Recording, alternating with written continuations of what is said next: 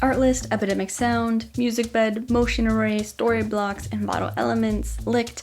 As the creator economy has boomed over the past decade, so have the creative tools promising to elevate your videos, with music, graphics, templates, sound effects, stock footage, anything you might need to help you stand out in a sea of content, talent, and hustle. And with our favorite content creators leading by example, using, loving, and often marketing these services, it's easier than ever to think that we need them too. So as someone who's been using these services for nearly 5 years now, I wanted to chat about my experience with them, where I think the value lies for small to medium-sized content creators, and also what I'll be doing going forward when it comes to these kind of creative tools that I might need while making videos.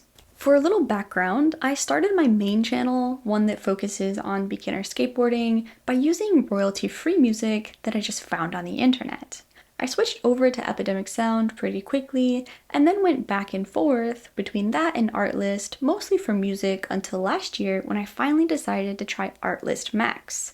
Music, sound effects, stock footage, LUTs, video templates, everything I could possibly want while working on my new creative endeavor, the Afternoon Coffee House, something that also has a lot more room for creativity in general than my skate channel does. But unfortunately, and kind of unsurprisingly, if I really think about it, my Artlist Max subscription has not helped me take my videos on this channel to the next level. But it's not really Artlist's fault, it's definitely mine, and that's why I really wanted to make this video. Every time I take a step forward in a new creative pursuit, I have the tendency to over-prepare. I want all the gear and tools I could ever possibly need right now, because they could, potentially, be the difference between a mediocre video and a great video. And while that is true, there's a lot of nuance here, and how helpful these tools are is incredibly situational. So let's take a look at Artlist Max, the full package, all the tools, but do keep in mind that my experiences and what I'm talking about, what's that sound? So now that sudden construction is over, let's take a look at Artlist Max, the whole package, and all of its tools. But do keep in mind that I am not trying to pick on Artlist for any reason whatsoever, and what I'm talking about I think really applies to these tools from any service.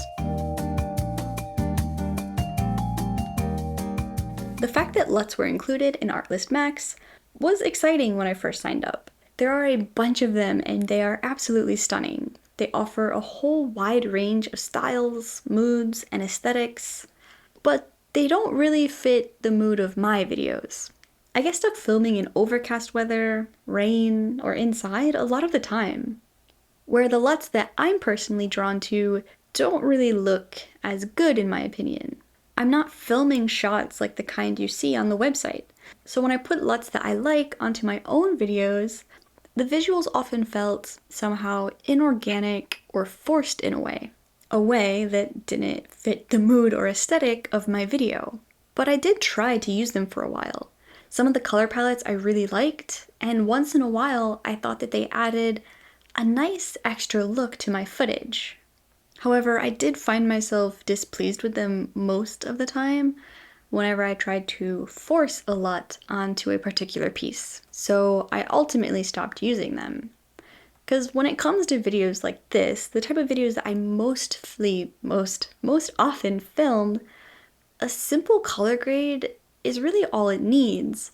And adding a LUT on top of it, particularly a creative LUT, doesn't really add to the video, at least not in any significant way. The only thing it really gives me is more time editing and contemplating what I should make the video look like. However, people love LUTs for a reason, particularly if you're doing any kind of narrative work, something with a storyline, a mood, an aesthetic, or an emotion.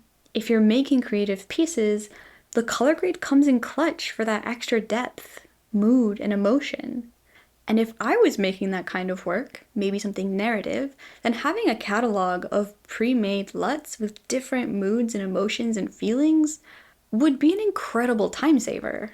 Unfortunately, after working with LUTs that I've both purchased from other creators and tried from Artlist, I've come to the realization that I just don't really need them. They don't look bad, but they don't level up my videos enough to warrant me spending any time worrying about them. And if you do want a specific LUT or specific look, it might be worth looking into if your favorite content creator, perhaps in the photo video editing niche, offers one that you like. When it comes to sound effects, I almost have never needed any, but when I do, it can be hard to find what I want. Both Artlist and Epidemic Sound have giant libraries, but it's not always intuitive to search through. Straightforward sounds like pencil scratches or shutter buttons were pretty easy to find. When it came to looking for more ambiguous sounds like swooshes or pops for graphics and such, it almost always took more effort than it felt worth to find the appropriate sound. I'd go through dozens and dozens of sounds, and none of them really felt like they fit my piece that well.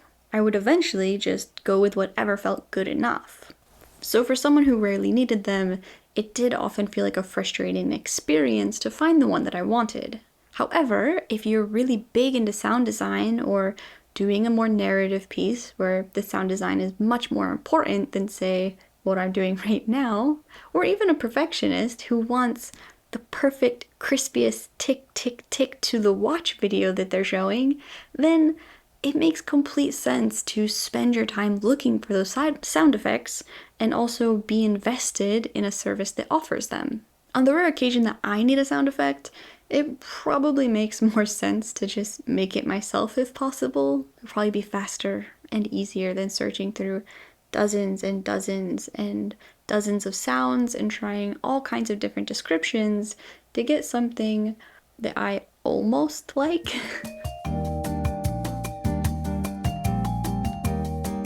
The video templates at first seemed really promising.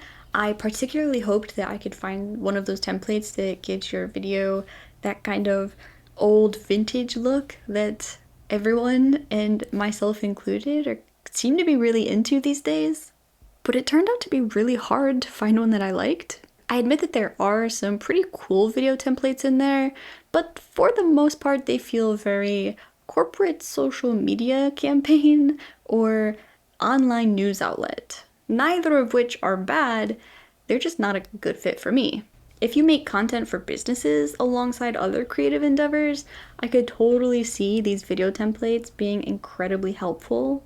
Or if you create a series that you want to tie together with an in-depth opening or closing sequence that you don't want to make yourself or hire someone to make for you. Or maybe you're doing a series, like a food series, and you want it to mimic that TV food channel look. At least that's where I think these templates shine. The stock footage was what I was definitely the most excited for. It was the biggest reason I decided to go for the Max package and not just stick with my standard music subscriptions. But it somehow ended up being the part of the package that I was the most disappointed in, and it wasn't Artlist's fault at all. The stock footage is incredible. There's a massive collection of beautiful shots. The problem that I didn't see coming was that the stock footage didn't fit with mine. The level of cinematography in the stock footage is so much higher than anything I'm filming that when the stock footage came up in the timeline, it felt jarringly different than the rest of my video. Distracting and noticeable, and it just no longer felt like a cohesive project. It was very obviously a clip that I did not film dropped into the middle of my video, and I didn't like that.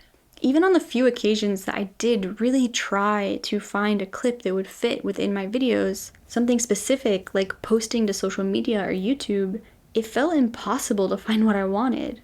I couldn't find a single clip of someone tapping a post or a share button, which was really surprising because I kind of figured there'd be a ton of those. Like, I thought it would be so easy to find a video of someone tapping post. It was bizarre, honestly. However, I do think that if I was in a different niche, like if I did more travel content and could swipe drone shots or city shots or car shots, train shots, things that would be tough to film myself or would be a nice addition to what I was already filming, If my videos were just voiceovers with stock footage sprinkled over the top of it, something that was consistently different throughout the whole video, or if I filmed my shots with the highest level of cinematography in mind, in a style that matched the stock footage, or if I didn't care, then the stock footage would be incredibly helpful, a huge time saver, and a great addition to the videos that I make. But adding incredible stock footage in my timeline between my mediocre shots just felt really distracting. So the selling point of the Max package, the ability to have the music and the stock footage plus all the extras, didn't really end up adding any value to the videos I was making. It definitely, at least to be fair, it didn't add the value that I thought it would to the videos I was making. It was just a bad fit. Music is where I found these services to be the most helpful by far, both Epidemic Sound and Artlist. I feel like I still spend a lot of time looking for the music that I like, but it really is the best risk-free way to just have a huge library of music to choose from. When I started my first channel, I did make my first handful of videos with royalty-free music that I was able to find on the internet, and every single one of those videos that did even slightly well got copyright claims, which is why I ended up quickly just jumping into Epidemic Sound to stop that from happening.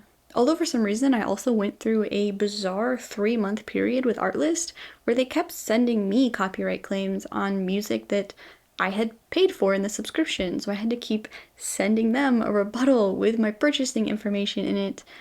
And it did stop after, I think, 4 times that I got copyright claimed by them, but I don't really know what happened, and it didn't happen again after that. I think it's been a year now, so there was that weird blip, and I have no idea where that came from.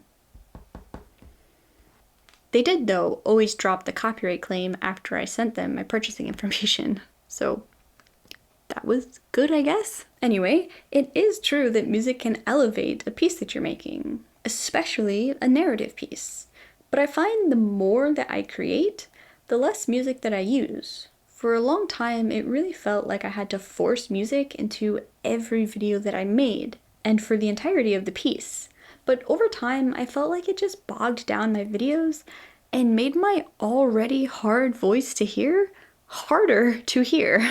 The music felt both distracting and like it didn't really add anything to the video. I even found myself distracted watching other people's videos that I felt like had unnecessary music in them.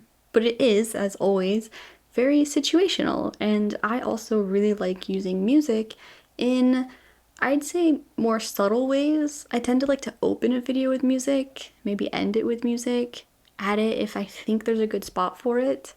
I do like to add a little bit of elevator music into the subheadings of the video. And even though I use music less than ever now, I do think that the music part of these subscriptions has been the most valuable part by far. It takes more time than I would hope to find a song that I like, but I do find them and I do think it's worth it. YouTube also now offers their own free audio library. I haven't found any songs that I really like myself, but it is an option for someone getting started, looking for music, but not ready to spend $100 plus on a subscription service for the year.